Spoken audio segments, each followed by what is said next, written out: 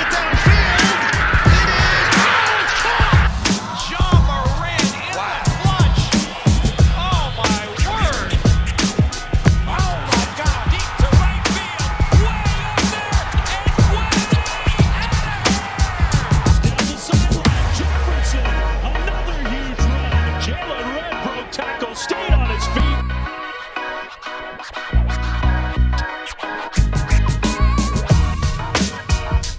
What's poppin', everybody? Blake Neiman at you with another episode of Blake's Take. And as of this past week, there have been several altercations between NBA players and fans who now have the privilege of being able to return to the arena. They have the privilege, yes, the privilege to return to the arena. First, I will name out all the events that have occurred between fans and players, and even players' family members. The first incident of the week started when Russell Westbrook was leading Game 2 of the series between the Wizards and the Sixers with an injury, and a Sixers fan then proceeded to dump popcorn on Russell Westbrook's head as he was heading into the tunnel. Westbrook had to be restrained from coming after the fan as his emotions were rightfully rising as he was already losing an important playoff game that he had to exit due to an injury. And then he gets disrespected by a fan. Anyone's emotions would be high, and their tension, and they would just be livid in that situation. That same day, a Knicks fan spit on Trae Young in Game 2 of the Hawks versus Knicks series in Madison Square Garden. Young didn't notice until he saw the footage after the game. Still unacceptable and is not being taken lightly. Here we are still on Thursday with the Grizzlies and the Jazz squaring off with John Morant and his family on the road in Utah. John Morant's family members in the stands were harassed by racist and sexist insults by Utah Jazz fans.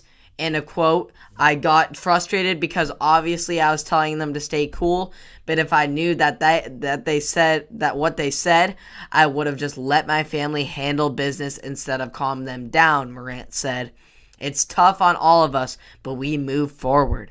The Jazz released a statement after the game stating the Utah Jazz have zero tolerance for offensive or disruptive behavior. An incident occurred last night involving a verbal altercation during Game 2. Arena security staff intervened, and the investigation resulted in removal and banning of 3 Jazz fans indefinitely. We apologize to all who were impacted by this unfortunate incident and condemn unacceptable fan behavior. The Utah Jazz are committed to ensuring a safe and respectable environment. So after these 3 incidents, you'd think other fans around the league would acknowledge the consequences for these actions and refrain from partaking in such inappropriate behavior. Wrong. On Sunday, a fan by the name of Cole Buckley, I'm throwing his name out there because he deserves to be punished and humiliated. He threw a water bottle in the direction of Kyrie Irving after the Nets win in TD Ameritrade Garden. He was arrested by Boston police, rightfully so, and charged with an assault and battery with a deadly weapon. So law and order was rightly served here, and as it should have been.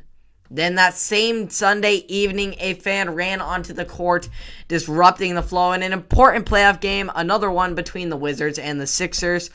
Fortunately, he was tackled down right away by an arena police officer, should be recruited to the Washington football team.